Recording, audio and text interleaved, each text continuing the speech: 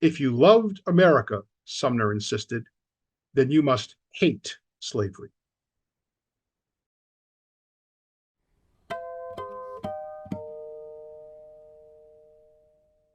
Good evening, everyone. Thanks for joining this American Inspiration event presented by American Ancestors New England Historic Genealogical Society. I'm Margaret Talcott, Director of Literary Programs and the creator and producer of this series. All of us behind the scenes are delighted you're with us tonight in the land of American history, looking at the life and impact of one remarkable U.S. Senator in the 19th century, his personal and political life both shaped by his mission to abolish slavery. On your screen is the schedule for our 75-minute event centered on the book, The Great Abolitionist, Charles Sumner and the Pursuit of a More Perfect Union by Stephen Puleo. Stephen Puleo is an historian, teacher, public speaker, and the author of several previous books, including Voyage of Mercy, Dark Tide, American Treasures, and The Caning. He is a former award-winning newspaper reporter and contributor to American Magazine, the Boston Globe, and other publications. Mr. Puleo holds a master's degree in history and has taught at UMass Boston and at Suffolk University. Lucky for us, he lives nearby in the Boston area. Stephen, welcome. As I've said before, I am so sorry that we're not in the same room tonight. When we open our new National Center for Family History, Heritage, and Culture this fall, we are going to fix that, and we're going to do more hybrid programming featuring local stars such as you. It's just a crime that we're not together. So for now, we do, though, feel really lucky that you're here reaching our Zoom viewers from really all over the country. We have folks tonight in Kansas, New Hampshire, Michigan, spreading to California, Oregon, to North Carolina, and of course, a good number of us here in Massachusetts. As you know, I really enjoyed your book, This History, and I can't wait to hear about it. So Stephen, over to you for more information. Thanks so much, Margaret. I really appreciate the gracious welcome. And I just want to say thank you to American Ancestors, Porter Square Books, the whole team. It's been wonderful just planning this. And I really want to say thanks to everybody else who's signed up, who's on the line, who's watching, listening. The Great Abolitionist, Margaret pointed out, is my 8th book. It's the first biography of Charles Sumner in over 50 years. And so, of course, the question is, why would you write a biography of Charles Sumner? There are a couple of statues of him in the Boston area, one in Harvard of him seated, one of him at the Public Gardens in downtown Boston, for those of you who don't know the area, of him standing. So they are both wonderful statues. They both just say the word Sumner on them, because at the time when they were erected, and that was in the late 19th, early 20th century, Sumner was a household name, and that's really all you needed on these statues. I have many people from Boston. For those of you from outside the area, there's a very main tunnel that goes from the airport, Logan Airport, to downtown Boston called the Sumner Tunnel. And I've had many people from Boston come up to me and say, the only thing I know about Charles Sumner is that the Sumner Tunnel was named after him. Well, it was not named after him. It was named after a general from the War of 1812, no relation to Sumner. So when people have told me that's the only thing they knew about him, I would then say, clearly you don't know anything about him. So good for you to read the book and find out more about this amazing man. Charles Sumner, I think, is one of these people who had been lost to history, but I can tell you from a sort of a technical, literal answer of who is Charles Sumner. He was the United States Senator from Massachusetts from his first election in 1851, a very contentious election, a very narrow election when the Massachusetts legislature elected him. You recall that senators were not directly elected until 1913. So he's elected in 1851, right on the heels of the Fugitive Slave Law, the Compromise of 1850, really some dramatic stuff. And he's senator for 23 years until he dies in 1874. Very poignant death, very emotional death. You see the image on the screen of Frederick Douglass at the foot of his bed. His funeral is massive in Boston. 50,000 people file by while he lies in state. And so he is a person that was a senator from Massachusetts during what I would call the most tumultuous, tempestuous, violent, shocking 2 decades of American history, 1850s and the 1860s. And we're talking about basically the run up to the Civil War, the war itself, and of course, Reconstruction afterwards. So the 1850s and 60s, an incredible decade. When I put it that way, the run up to the war, the Reconstruction afterwards, it almost seems tame. So the way I like to say it is Sumner was senator during a period that saw, think about this, the Fugitive Slave Law, the Kansas-Nebraska Act, the founding of the Republican Party, bleeding Kansas, bleeding Sumner when he is beaten to within an inch of his life on the floor of the United States Senate, the Dred Scott decision, the Lincoln-Douglas debates, John Brown's raid and execution, Lincoln's election, the South's secession.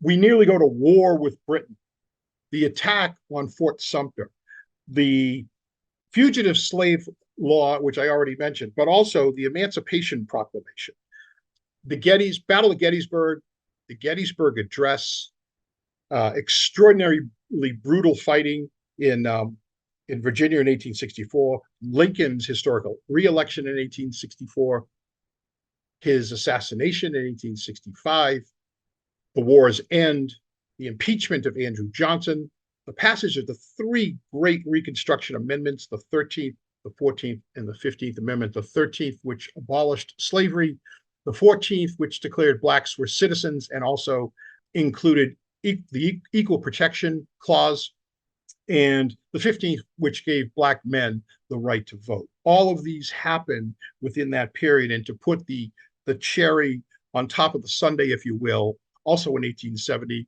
Sumner is very, very instrumental in seating Hiram Revels from Mississippi into the United States Senate. He is the first African-American ever elected to the Congress of the United States. It's an extraordinary debate that takes place before he is seated, and Sumner takes part in that and is instrumental in getting him seated. And he takes the seat, the former seat, of the former president of the Confederate States of America, Jefferson Davis. So just a bit of irony, first black senator takes the seat of Jefferson Davis, the former president of the Confederacy. So I call this book, that's why I call this book not just a straight biography, but a biographical history. For those 2 decades, Charles Sumner is the clearest, strongest, boldest, most unwavering voice, anti-slavery voice, and equal rights voice. Those voices do not belong to Lincoln. They do not belong to William Lloyd Garrison, Maria Weston Chapman, Frederick Douglass even. It's Sumner that is that voice. He is the conscience of the North when it was not fashionable to do so, to be so. He was very strongly in favor of limiting slavery when people considered that impossible. He was in favor of abolishing slavery when people considered that impossible. And throughout the whole thing, he believed in equal rights between the races. And it's for all of these reasons that I put Charles Sumner in that very small group of incredibly influential American non-presidents. So people like Benjamin Franklin, Alexander Hamilton, Susan B. Anthony, Martin Luther King Jr. I think Sumner's right there. And all these folks were more influential than many presidents, but I put him in that very exclusive club of doing that and of being that kind of a contributor to American history, one of the most important figures in all of American history, I would say. He did this all with authenticity and with courage. He was relentless. He was not a compromiser. It was a David versus Goliath battle when he first goes to Congress. He puts on the armor against the colossal power of the slavocracy, and he fights it again and again and again. He's unbribable. He's unbuyable. He seeks no ill-gotten gains. And in all of my research, I couldn't find a place where he wavered for the sake of political expediency. So I think all of that his virtues are many, and he does all this at great cost, great social costs, great political costs, and great physical cost when he does endure this beating by Preston Brooks in 1856. He also does all of this with many, personal flaws and personal shortcomings. He's a brilliant guy. He's a Harvard graduate, but he's also very much an elitist. He's a bit condescending. He's sanctimonious. He's imperious. He's humorless. He had a small circle of friends, but very few friends who stayed friends with him for his whole life. Henry Wadsworth Longfellow was one of those. Sumner was very close to Longfellow and to Fanny Appleton Longfellow before she perished. His friends took him in very small doses, and we all have friends like that. Sumner was one of those people. His lack of humor grated on his friends often. One of his friends said, "You could tell Charles Sumner the moon was made of green cheese," and he would spend 3 hours arguing as to why that could not be so. And so that's part of what he had difficult with. He was not close to his family. He had a hard time making alliances in a business that sometimes requires alliances. So his virtue, I think, was his strong moral courage and his unwilling to compromise on these major issues. But his personal shortcomings sometimes made it difficult for him to get things done. He passes virtually no significant legislation on his own, but he is the driver of all of that significant legislation that I mentioned earlier. He's in the middle, in the thick of this fight, from the Compromise of 1850 and the Fugitive Slave Law all the way up to the end of Reconstruction, or I should say, the admission of the last state back into the Union in 1870, Georgia. So despite his personal flaws, I would say his commitment to the anti-slavery cause is unrivaled during this period of time. His commitment to equality is, well, unequaled, I would say, during this time. And it starts even before he's elected. When he argues a case in 1849 before the Massachusetts Supreme Court on behalf of 5-year-old Sarah Roberts, 5-year-old Black girl who was forbidden, excluded from going to schools closer to her house because they were considered white schools. Sumner makes this argument before the Supreme Court. Sarah Roberts' father had lost at a lower court, and it was very common for the Supreme Court to hear an appeal for the first appeal. Sumner makes a brilliant argument that's about 100 years ahead of his time. He first uses the words equal protection under the law during this argument. He first puts forth the precept that separate but equal is inherently unequal in this case before Lemuel Shaw, a very gruff, very powerful Chief Justice of the Massachusetts Supreme Court.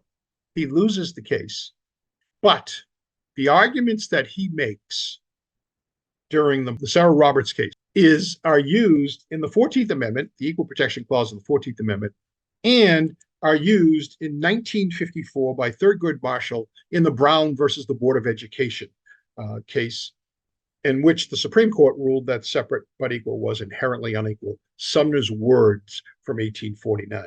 Sumner's words and Sumner's concept are used by Martin Luther King during the Civil Rights Movement, and they are woven into the Civil Rights Acts of 1964 and the Voting Rights Act of 1965. So he is literally, I think, 100 years ahead of his time. He makes these arguments when, keep this in mind, these arguments were unheard of, considered extremely radical.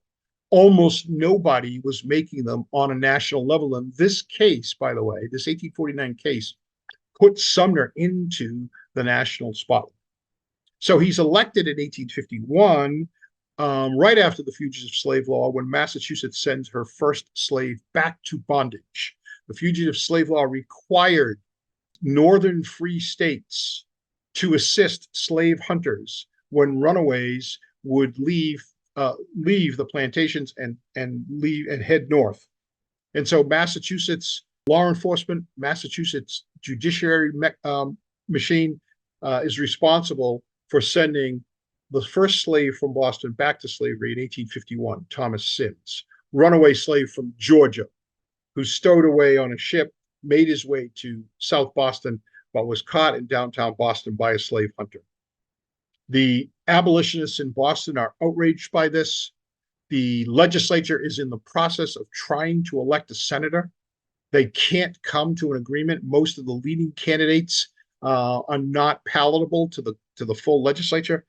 There's a 4-month battle for who will be elected senator.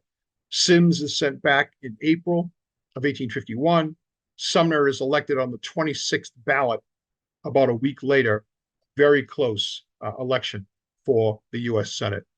He gets to Washington and makes history again. His first major speech, which is the first major anti-slavery speech in all of United States history. Sumner made the first in 1852 and the last in 1860. This was a speech in which Sumner would talk about repealing the fugitive slave law and why the law was unconstitutional. And he really makes history here. He makes the argument that freedom is national and slavery is sectional. He turns the argument of the South on its head. The South had been arguing for years and years and years that because slavery was not specifically prohibited in the Constitution, therefore it was legal.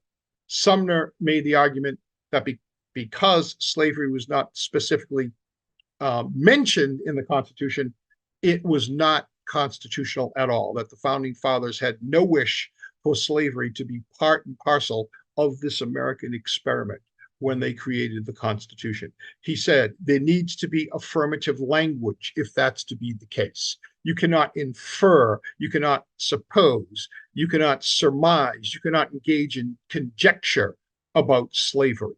That the Constitution, he says, contains no language in which Congress is authorized to make a king.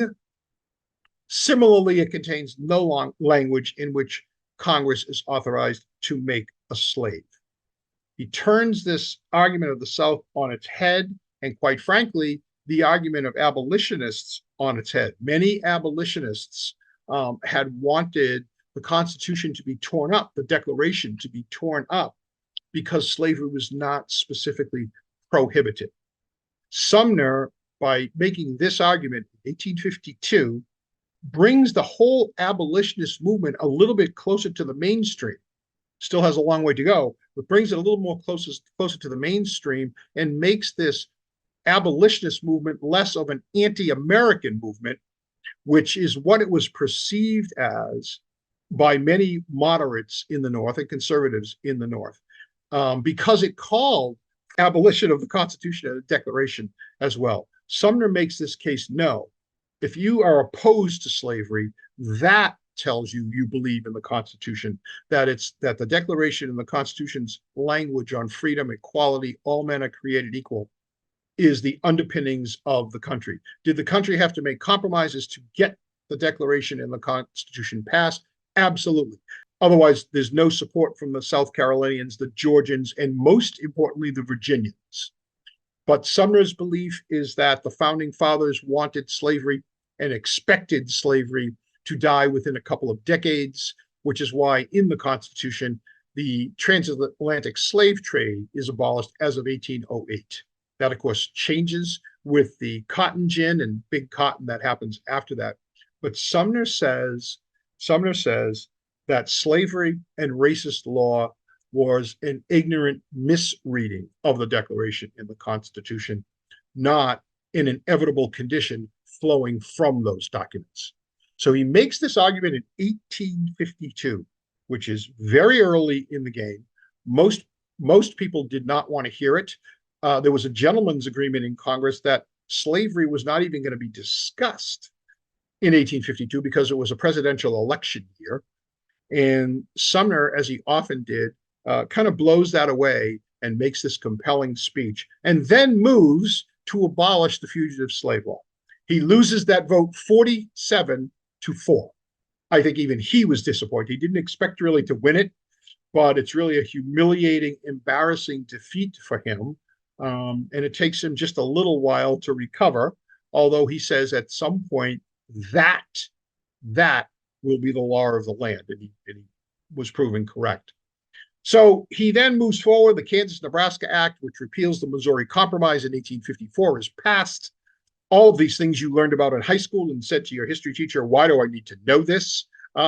It's good for you to know this. So once the Kansas-Nebraska Act is passed, there is tremendous violence out in Kansas, murder, rape, mayhem, as the South sends thousands of people to try to make Kansas a free state. They're a territory trying to become a state.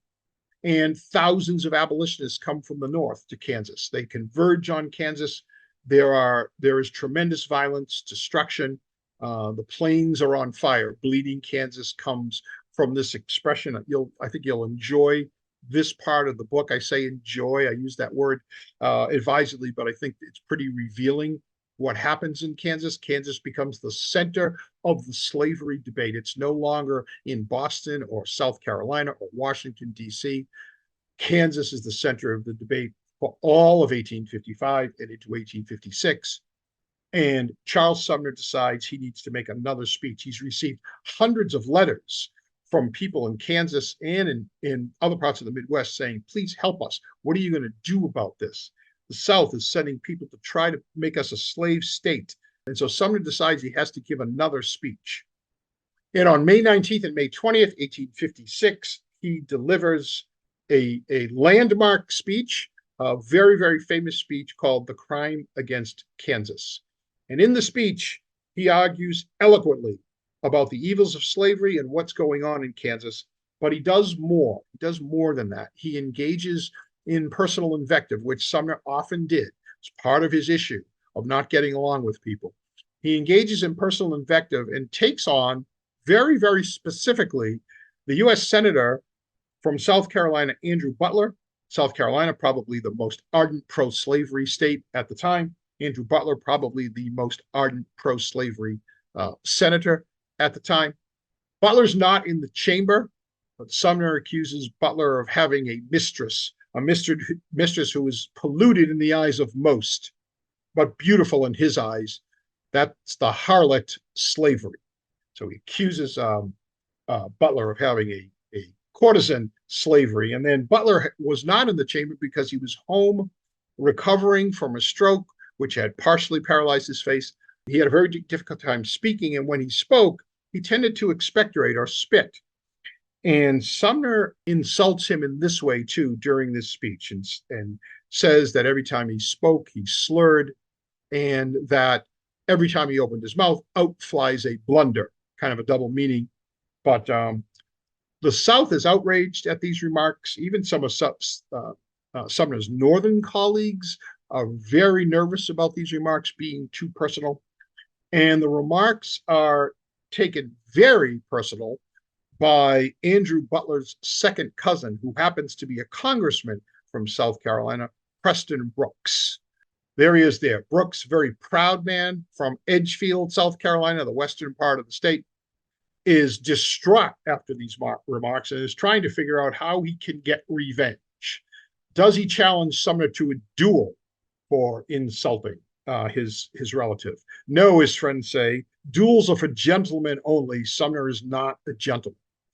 Should I challenge Sumner to fisticuffs outside? No, because Sumner will not leave his desk. He will demand that you come and see him. And so Preston Brooks finally makes this decision. And on the morning of May 22nd, 1856, he enters the Senate chamber, walks down the center aisle. Senate is out of session. Charles Sumner is at his desk. The desk is manacled to the floor.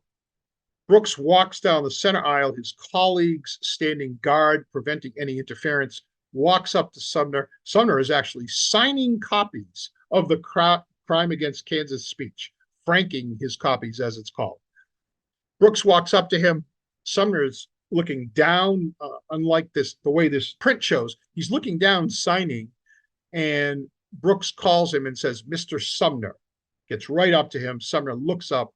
Brooks takes his cane that he's carrying and smashes it on the top of Sumner's head. His head explodes in blood, and the bloodlust really sends Preston Brooks over the edge. He beats Sumner again and again and again. Sumner tears the desk literally from its manacles as he's trying to get away. Brooks holds up his lapel and continues to beat him. Says afterwards, I gave him 30 first-rate stripes, and at the end, he was bellowing like a calf. Sumner is in a pool of his own blood when colleagues finally pull Brooks away. And just before he loses consciousness, he's heard to say, I can't believe a thing such as this is possible. The caning sends shockwaves through the country. Its news occurs the next day. There were 3,000 newspapers in the country at the time. Almost everyone who could read reads one. The South, gleeful about this beating. Many residents of the South even sent Sumner Brooks canes that said, hit him again, inscribed with the message, hit him again. The North is outraged by it. And even people who were moderates, who were not big fans of Charles Sumner, kind of moved to Sumner's camp. They become colleagues of Sumner. As a matter of fact, the Republican Party, which had been formed just a couple of years earlier, uses Sumner's beating as a recruitment tool through the summer of 1856 and into the fall of 1856. They put out pamphlets and broadsides that talk about the outrage against Sumner. That would be that next slide. These are very common, these bulletins, during the summer and fall of 1856. Thousands and thousands of people flock to this Republican Party. The Republicans use Sumner's vacant chair as a recruitment tool. There are many times during the summer and the fall when Sumner is trying to get back to Washington. He can't do it. He has brain trauma, spinal cord injuries, back injuries, and a pretty strong case of what we would call PTSD. Every time he gets closer to Washington, he has headaches. But he's trying to get back. He's doing his best to get back. And many of his colleagues say, no, please, don't rush. Don't rush. Your vacant chair speaks even more loudly than you. The Republicans, so many people joined the Republican Party in the summer and fall that they put up their first candidate for president in 1856, John C. Fremont, and he almost wins in 56. He doesn't. James Buchanan does, but the South sees that if a candidate won every northern state, Vermont loses a couple. If a candidate won every northern state, that a Republican anti-slavery candidate could be elected without a single Southern electoral vote, which, by the way, is exactly what happens in 1860 with Abraham Lincoln. Sumner is out of the Senate for almost 3.5 years. He goes to Europe a couple of times trying to recover, endures awful treatments, including open flames on his bare back that a surgeon suggested might help relieve the tension on his back. They burned Sumner terribly. 5 or 6 times he's burned as in an effort to kind of alleviate this pain. But he's over there for a couple of years. He makes 2 separate trips to Europe. And finally, in December of 1859, he is able to return to the 1860 session of the Senate.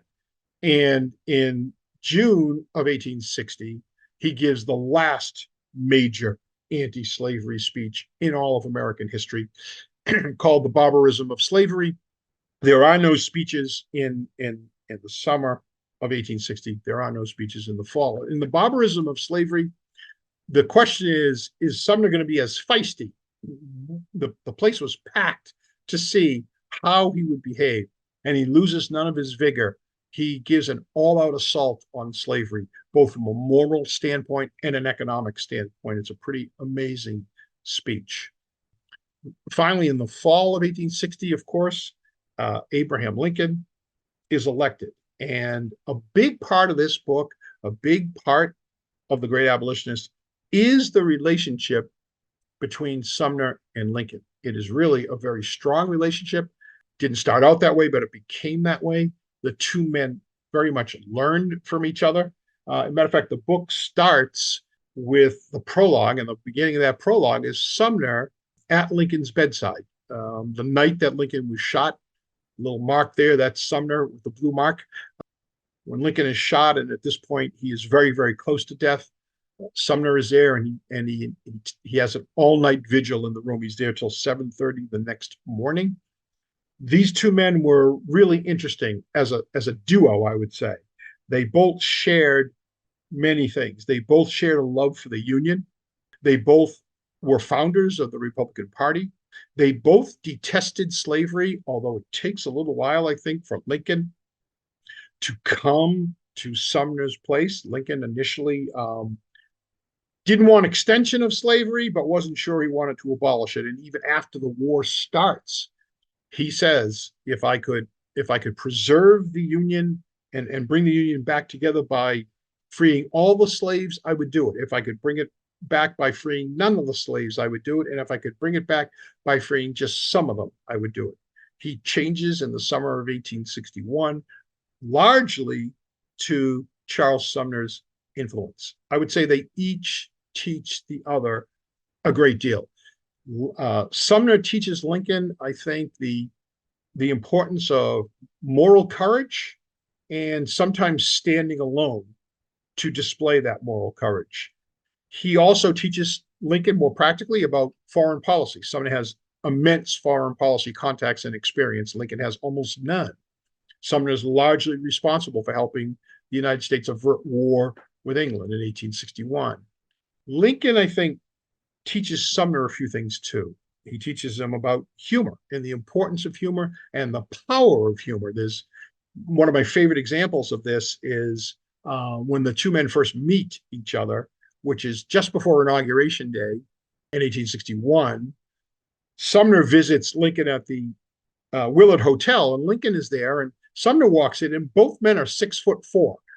Lincoln's not used to seeing somebody as tall as he is. So Sumner walks in, and Lincoln says, "Hey, let's stand back to back and see who's taller." And all of a sudden, Sumner is very much taken aback by this. He has no idea what Lincoln is talking about. And he says, rather than standing back to back, maybe we should present a united front against slavery. So his lack of humor kind of gets softened a little bit by Lincoln as time goes by. Lincoln taught Sumner a little bit about the art of politics. My favorite example, during the Emancipation Proclamation discussion, Sumner was very instrumental in getting Lincoln to issue the Emancipation Proclamation. Wanted him to do it earlier. Lincoln says, I need to wait for some kind of a victory. He waits for Antietam, a very narrow victory. But he also wants him, the Emancipation Proclamation only frees slaves in states that are in rebellion against the United States.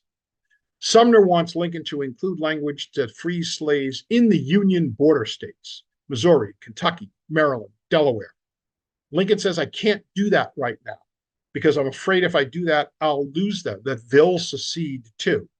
Lincoln says, I hope I have God on my side in this struggle, but I must have Kentucky on my side. Kentucky had farms, factories. It was a guard against Illinois and Indiana. And so Lincoln did not want to lose it. He said, if we lose Kentucky, we will lose Maryland, and that will make us lose Washington, D.C. So he says to Sumner, I can't do that yet. And Sumner kind of understands it at that point, that in order for the Emancipation Proclamation to have any teeth at all, the North had to win the war. They weren't going to be able to do that without Kentucky. And if they were to secede, if Lincoln did that, all would be lost. So Lincoln teaches him about that. And Lincoln teaches him about personal connections, I think. Sumner is in awe in 1865 in April when Lincoln goes to City Point, Virginia, and shakes hands with 5,000 wounded soldiers in virtually in one day, almost 5,000 soldiers. Sumner's in awe that Lincoln knows just the amount of time to spend at each soldier's bedside, what to say, what not to say, how long to stay there, how to be inspirational without being patronizing, all of that. And so he teaches Sumner a little bit about that personal connection. And I think that's so, so important in the relationship between the two men. So I think you'll enjoy that as well. So the question is, afterwards, of course, Sumner sees his dream of slavery being abolished, but his dream of equal rights are delayed for decades. Premature end to Reconstruction in 1877 with the Compromise of 1877 leads to things like the KKK, the Jim Crow laws, and violence and things like that.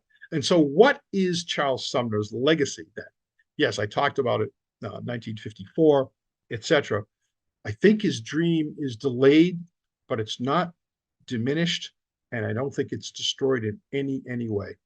I believe that it's Sumner's beliefs from 100 years earlier that led to some of the massive civil rights changes that occurred. I would say from Jackie Robinson breaking the color line and the integration of the military in 1948 to Rosa Parks in the mid 50s to later with the integration of the universities in Mississippi and Alabama, the civil rights, Martin Luther King and the civil rights movement, the 1964 and 65 Civil Rights and Voting Rights Act, and then Thurgood Marshall being the first African-American named to the Supreme Court in 1967. So I think that 47 to 67 time is also an extraordinary 20 years in American history.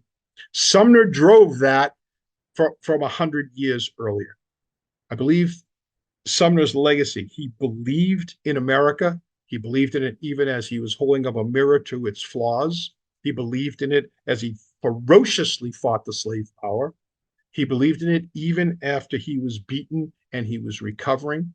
He believed that the promise of fulfilled America could and would change the world. I think we owe him for his ideas, for his ideals, for his courage, for his passion, for his relentlessness, but most of all for his vision, which allowed him to imagine and fight for a more perfect union in the country he believed in so deeply. So thank you so much. And Margaret, I am looking forward to questions. Coming right up. As Kelly brings on folks who want to join us, I have a couple questions here. First off, really enjoyed your presentation. Thank you so much. We love images. Thank you. I really enjoyed seeing those. So thank you. I wanted to ask a question about Sumner as a product of Boston.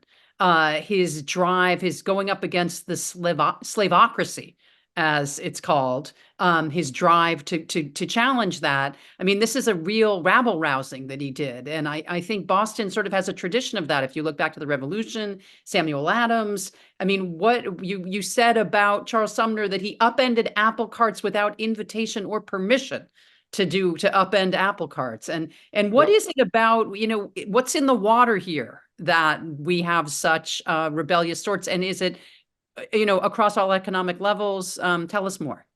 Yeah, so I mean, I think you hit on it, right? The revolutionary spirit. Sumner has a great deal of that. I shouldn't say a little of that, a great deal of that. He also has this kind of I would say educated, in some cases elitist, desire to do good things. He got to engage a little bit in prison reform, mental health reform, education reform.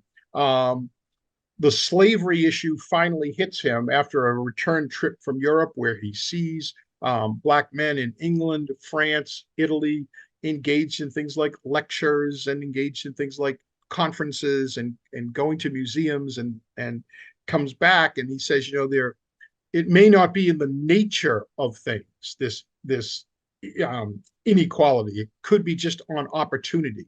I need to look at that more carefully. He gives his first rousing anti-slavery speech in 1845 when the United States is annexing Texas and going into the Mexican War.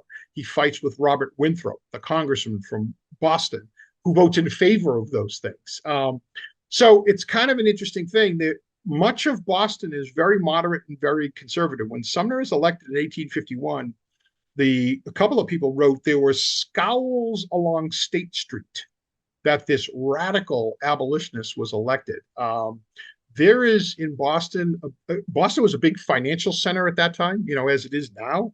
Many banks and financial houses financed the textile industry, which got rich on the backs of slaves, due to cheap cotton that came north. So Sumner always said he thought the city of Boston was, very unwilling to go up against the slave power. He said you find more of the spirit of 1776 out in the countryside. That was his take during this time period. That all changes, pretty much after his beating. He's elected by acclaim in 1857, 6 years later, and also in 1863 and 69. So most of that changes. But in the very early days, you're right. Sumner had that spirit, that rabble-rousing spirit, but not everyone in Boston did by any means. Hmm. So interesting. Now, you mentioned Kansas, which is of particular interest to many of us. Did Sumner go out to Kansas at No, all? yeah, It he doesn't. He doesn't during that period. He goes to in 1855. He actually makes a trip, as he calls it, west. Um, Goes to Kentucky, goes up north towards Minnesota. Does a little cruise on the Great Lakes, etc. But doesn't get to Kansas. His some of his colleagues do. His abolitionist colleagues do. But he's kept in the loop by them and by letters. He has a good feel for what went on there. I'm fascinated by particularly the town of Lawrence, Kansas, which was the Lawrence family here in Boston. That Lawrence was really a center for anti-slavery, and how many good Bostonians traveled out there to sort of make it a cause of theirs to fight slavery from out there. Do you have Yeah, any? so yeah, I would, yes, many. You would have several thousand that go to Kansas, and you're right. There's the Lawrence and the Topeka. One is an anti-slavery center, one is a pro-slavery center. You have the very famous, speaking of Bostonian, Ward Beecher sending his quote Beecher Bibles, which were actually guns in these crates that were labeled Bibles. So they were known as Beecher Bibles. So that was Ward Beecher. So yes, you had this convergence in Kansas. I think is one of the most interesting parts of this whole period because there's a sense that you can't grow cotton in Kansas, but you can grow other crops. Rice, hemp, and so slavery would be very valuable. Nebraska, a little too far north for slavery to even be economically feasible, and so the center of this place was Kansas at this point. And so that's why Sumner calls it the crime against Kansas. And, in that speech talks about it being a crime against the United States, a crime against humanity, if you will, so that's how he expands on it. Talk to me a bit about Boston is such a sort of interesting center in terms of this war and the kind of romanticism that surrounded the Civil War, with so many of its young gentlemen traveling down there, Louisa May Alcott, and Walt Whitman, of course, from New York, and so many others sort of entering into the nostalgia over battle and over war. Tell me what was going on in Boston that did they feel as passionately? I mean, was Charles Sumner leading this type of passion in them, or again in the water? So I think it's maybe a little bit of a combination. Sumner leads the passion, I think that's for sure. But there's a very strong pro-union, pro-North streak in Boston, very supportive of Lincoln, and this notion of keeping the Union together. So when Lincoln puts out his call for 75,000 troops, Massachusetts is the first to respond. The Massachusetts 6th Division is the first division to go south. They get attacked in Baltimore. They are the first casualties in the Civil War. And Sumner and others make this point that Massachusetts had the first casualties of the Revolution out Lexington Green, and the first casualties in the Civil War, the Pratt Street riots in Baltimore.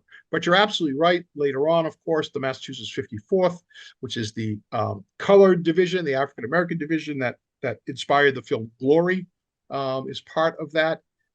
There's a very strong, I would say, pro-union feeling here, and that we had to fight to protect it. Sumner is more of a pacifist. He's not a big war guy, but when the war breaks out, says, then this is the opportunity to abolish slavery. I'm not thrilled that we're going to war, but But here this we is the go. opportunity. Yes. Yeah. Here we go.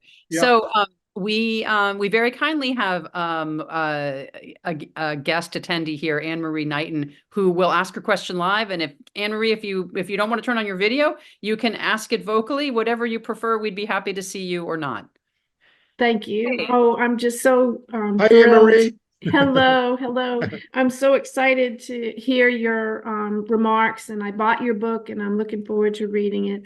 And I'm Thank you. curious, you kind of answered it, but is there anything in Sumner's younger life? I mean, what influenced him? What led him to become the great abolitionist? Yeah, it's a great question. And I love these questions because you can't do everything during a presentation, right? So the questions allow me to give more of the story. Yeah. So, first of all, he has a very poor relationship with his father. Not a great family relationship overall. However, his father, who was both a minister and a sheriff at different times in his career, was a very strong anti-slavery person, did have a lot of influence on Sumner from that point. But then very early in Sumner's life, when he's 23 years old, 1834, he goes to Washington, D.C., makes his first trip to D.C., and sees the slave auctions, which are still there, and which are going on in D.C., sees the slave pens. At the same time, he's watching Congress being in session, and he's listening to John C. Calhoun speak. And so he's kind of getting that sort of an education too. He comes back, and I think that's really what starts it, what forms it. And then when he goes to Europe in 1837, 38, 39, all the way up to 1840s in Europe the first time. And that's when he kind of, first of all, he gets an earful from the sanctimonious British that we still have slavery in the United States, even though they only abolished slavery like 25 years earlier. So Sumner talks a lot about that. But second of all, he goes to England, France, as I said, Italy, and sees Blacks involved in intellectual pursuits, cultural pursuits, et cetera, et cetera. Comes home in 1840, starts to practice law and hates it. It's too dusty. He hates the law books. He wants to do something bigger with his life. In 1844, his sister Mary, as I said, passes away from tuberculosis. Sumner is in the bed next to her, basically with exhaustion, and almost dies himself. When he emerges from that, he ends up saying, "I need to do something else with my life. My life is different, has to change."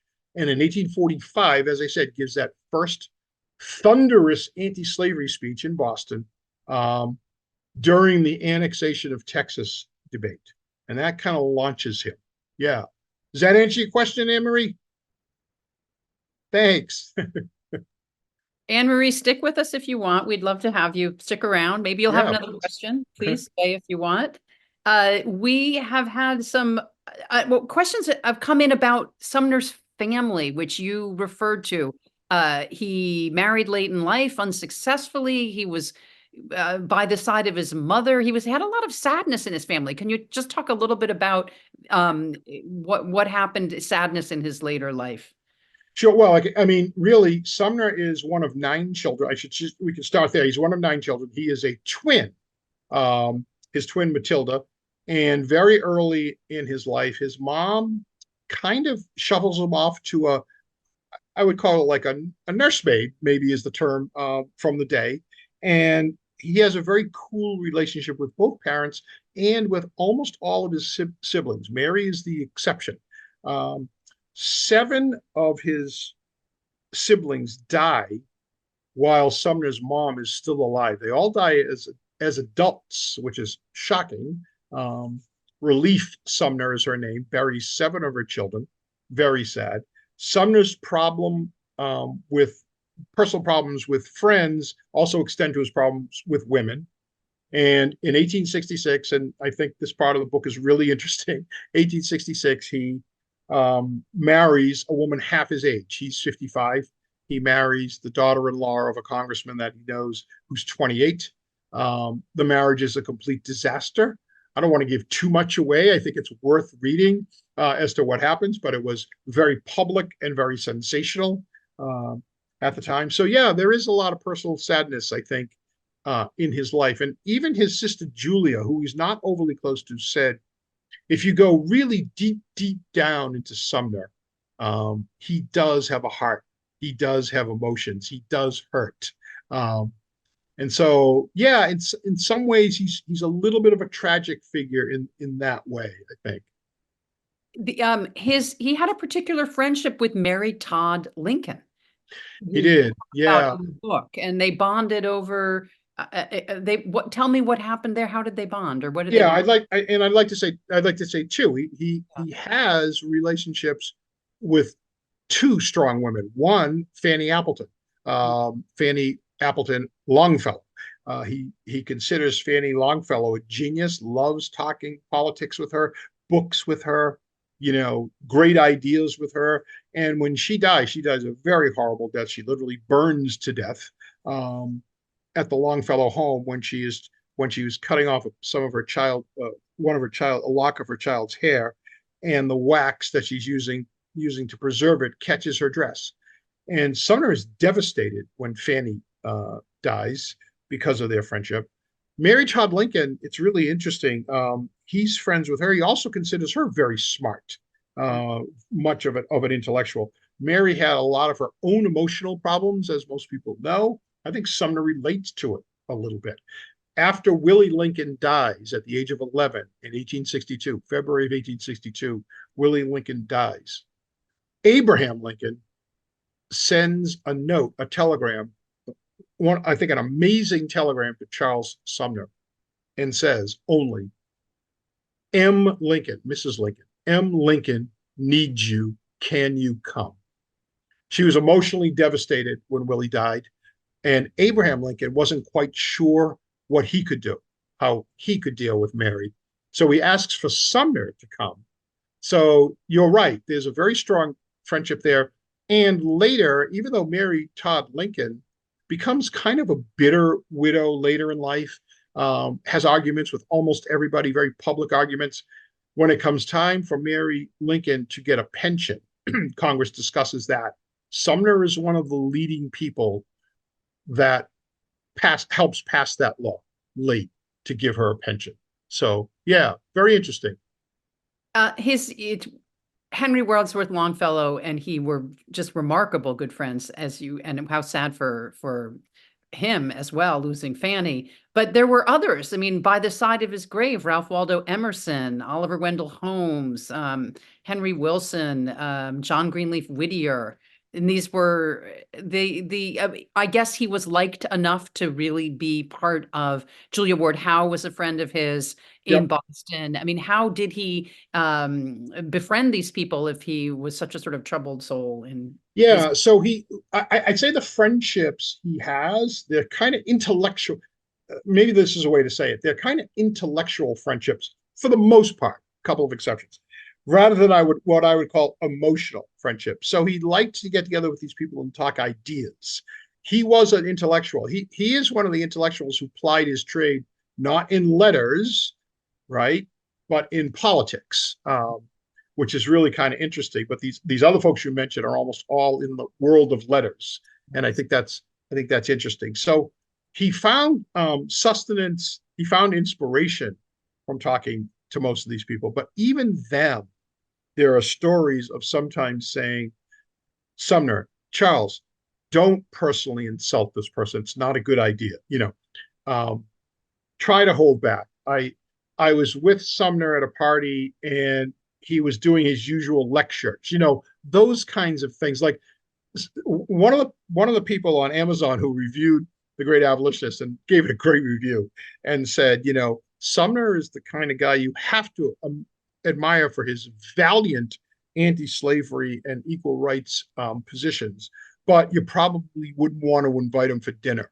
And I feel like that's probably that's not bad. That's a good way to put it.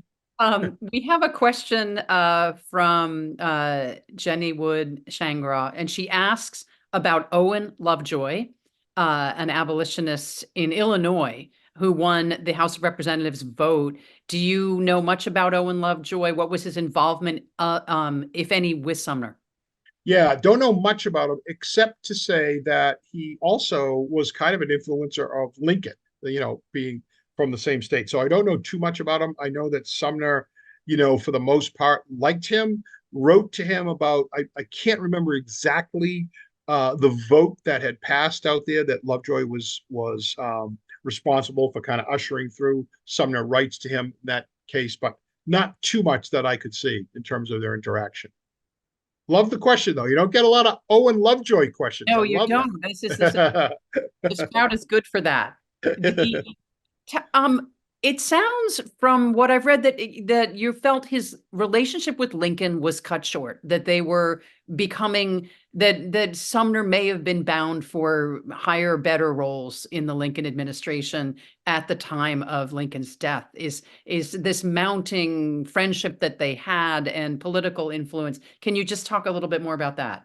Sure. One of the things that there's a really strong conjecture that Sumner is going to be Secretary of State, that Lincoln's going to name him. So he doesn't. Seward is, but what happens is Lincoln really relies on Sumner, and I think when people see the part of the book where we almost go to war with England twice, once over the Trent affair, when the United States takes two Confederate officers, two Confederate dignitaries off of a ship. They are on their way to get England to support the Confederacy. But we almost go to war with England because England's neutral at the time, and it's considered sort of an act of war. Sumner almost single-handedly prevents this because of his contacts in England. And then later, the British use their shipbuilding capabilities to help the Confederates build ships. The Confederates essentially have no navy, and they build ships. One of those ships is the USS Alabama, which wreaks havoc on Union shipping. And so there is this huge case afterwards lumped under what's called the Alabama claims, where the United States basically sues England for prolonging the war. Sumner is right in the middle of that whole discussion, demands, I think it's upwards of $2 billion from the court in The Hague. And we end up getting $15 million, still an extraordinary amount from the British because they built Confederate ships in their shipyards. So I'm saying that Lincoln relies on Sumner a lot for the foreign policy piece of that. And Lincoln even says, some people think I rely on Seward more than I rely on you. I don't know where they get that impression. I rely on you most of all for these kinds of things. Yeah.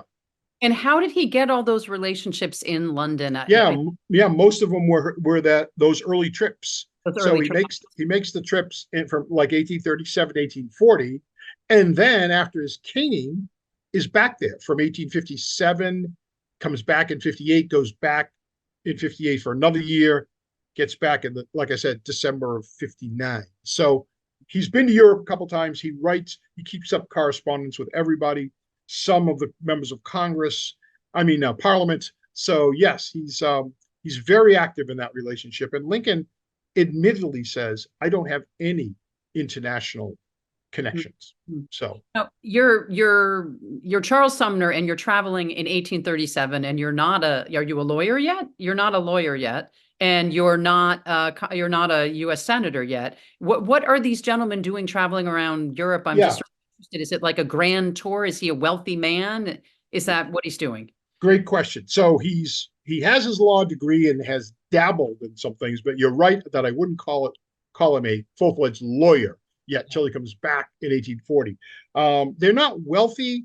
The family does have some money, and it's not unusual for people who graduated from law school to try to take a little trip down to Washington, like learn about it, learn what goes on down there, kind of see what do you want to do. Sumner comes out of there saying, I will never be in politics. I hate politics. That's never going to happen. So, of course, that he was wrong about that. He ends up being in politics for 23 years. But yeah, so he's, I won't say that he's independently wealthy. He actually does watch what he spends on this trip and even reports on that in his letters home. But I think it was a rite of passage, maybe. And now, because we're so curious as to how you do your research, how did you transition from writing mostly about regions that, a lot of, you've got some wonderful books about that relate to Boston history, and this is much bigger than that. And, how did you go on your travels of research? How did you come to this topic and then explore it? I know you were at the Harvard Libraries a lot, but tell us a little more. Yeah. So, I first, it's interesting. I first came across Sumner in a big way when I was getting my master's degree in graduate school, when I read David Donald's biography. So Donald writes, I got my master's in 1994. So let's say 92-ish. His biographies are already 20 years old. So David Donald writes a biography in 1960 and a biography in 1970, a 2-volume biography on Sumner. Interesting, I kind of filed it away. Did a little bit more research on him when I wrote my Boston book, A City So Grand. And then a lot of research on both him and Preston Brooks when I wrote The Caning in 2012. And so much of the research was interesting. Much of the research for Sumner is in the Boston area, of course, like you said, Harvard. Most of his papers are there. But I also went to South Carolina, and I went to Edgefield, South Carolina, to do the Preston Brooks side. So Brooks has got papers at USC, University of South Carolina, the other USC, as they call it, in Columbia. Lots of papers there, but then he also has a lot out in Edgefield, where I was able to go out there. So I was able to put that part of the story together. But Sumner has so many letters that he writes and so many letters that he receives that you can not only build his story, but you can kind of build this era from some of those letters. So I was able to do that, and I think it for me, it's all about story. And as I'm reading many of these Sumner letters, I'm thinking, wow, I can't wait to dig into this book and to write this book. And our last question here, one thing that stuck with me is your comment that the caning attack crushed the hope of reconciliation between North and South, which really put Sumner at a turning point for this country. And anything more to add on that? I'm getting goosebumps thinking about it. His Yeah, role.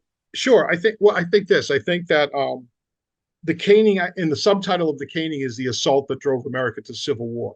The caning, I think, changes the slavery debate from what I would call intellectual debate, academic debate, political debate, to a really visceral, gut level debate. Now, it still takes 5 years for war to start, but the dominoes start to fall very, very quickly. And I mentioned some during my presentation. The Republican Party growth is astonishing as a direct result of the caning. And the Dred Scott decision, I will tell you, I think, where the court rules that blacks are not citizens, can't sue, have no standing, is a counter. It's a Southern-leaning court, is a counter, I think, to that growth of the Republican Party, et cetera, et cetera. So, yeah, I think it's Sumner, of course, misses the Lincoln-Douglas debates because he's in Europe at that time in 1858, and some of 1859, gets back just around John Brown's raid and execution. That's when he comes back to the country. So before we turn to reading, Anne Marie, you're up there with us. Is there anything you want to ask? Anything more you want to say? We would love to hear from you if you want to say anything else. Sure. And I've been away from Boston for many years. I come back fairly often to visit, but I feel like Sumner is so underappreciated in our city and in our state. And I just hope that your book will help enlighten, others. But are there things that we can do to help the community reflect and read about him and understand what a important man he was? And he, was from Boston. So I think, Anne Marie, your question is a great one. And it is, of course, the question that sparked me to write this book, right? But you're right. I feel like Sumner's been subsumed a little bit, but I also feel like much of Boston's, or a good part of Boston's Civil War history, and even its abolitionist history really takes second fiddle to its revolutionary history. I mean, Boston prides itself on its great revolutionary history, and it should. It absolutely should. But I think you lose a little bit of that middle part. So we have great revolutionary history. We have this JFK and the Irish politics piece of our history. That kind of middle part, that abolitionist part, Sumner included, I think gets just a little bit, I won't say buried, that's not quite the right word, but just doesn't get that kind of headline out. And so I'm hoping to fix that. What you can do, buying the book's a great start, and spreading the word about the book is also a great start. So yes, thank you. Thank you so much, Anne-Marie, and thanks, Stephen. There is so much to learn, and we're grateful for all you've shared, for your research and your perspective. And as we do for all our authors in the American Inspiration series, we've asked Stephen to do a reading from the book, a final reading. So, Stephen, back to you for that.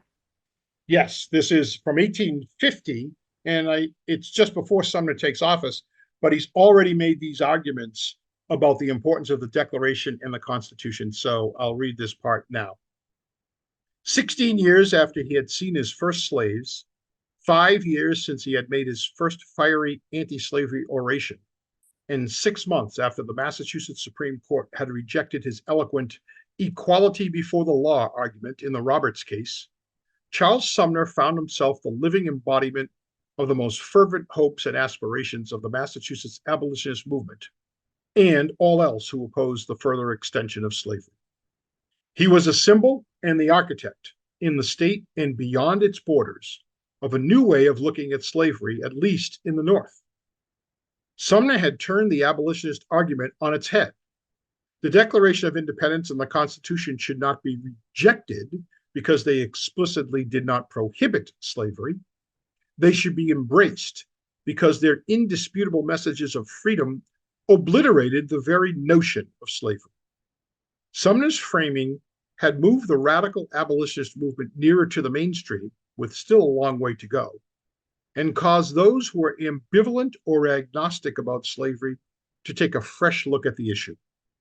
An anti-slavery position was no longer an anti-American position, as the abolition movement was often portrayed with its initial calls for rejecting the Constitution. Such an extreme view too often provided fodder for opponents who sought to ridicule the movement and relegate it to the radical fringe. In his youthful days, Sumner himself had once called for abolishing the Constitution because of the slavery question. But as he wrote and thought further about the issue, his thinking evolved and had come full circle. Now, Sumner believed that those who revered the country's founding documents, people precisely like him, in fact, could feel comfortable that demanding slavery's demise represented the loftiest ideals of the American founding promise of freedom and equality. If you loved America, Sumner insisted, then you must hate slavery. Thank you so much for making this important man appear so human, Stephen, and for pointing out that even back in Sumner's time, politics and perception were really driven by language. Sumner was looking at source documents and trying to understand from a point and then advocating for it, understanding and then advocating from source documents. And many of us on this Zoom are researchers and interpreters, and we're working, all of us, daily to sort of make sense of history and also make it our own. So that passage is really interesting and revealing to us. So Thanks, thank you so much. Thank you for sharing what he accomplished and also for what you've accomplished with this book. And to the audience out there in Zoom land, particularly Anne-Marie, brave woman, we thank you. We thank all of you out there. We really appreciate your interest in America's history. Stephen and I do. Thank you so much. Really, really grateful to all of you. The good and the bad, it's all there, right, Stephen? Just have to keep. Yes, it is. We hope to see all of you soon again. We hope you enjoy the book. And for now, thank you. Thank you, Steve, and a good night to all. Thanks, Margaret. Thanks to all.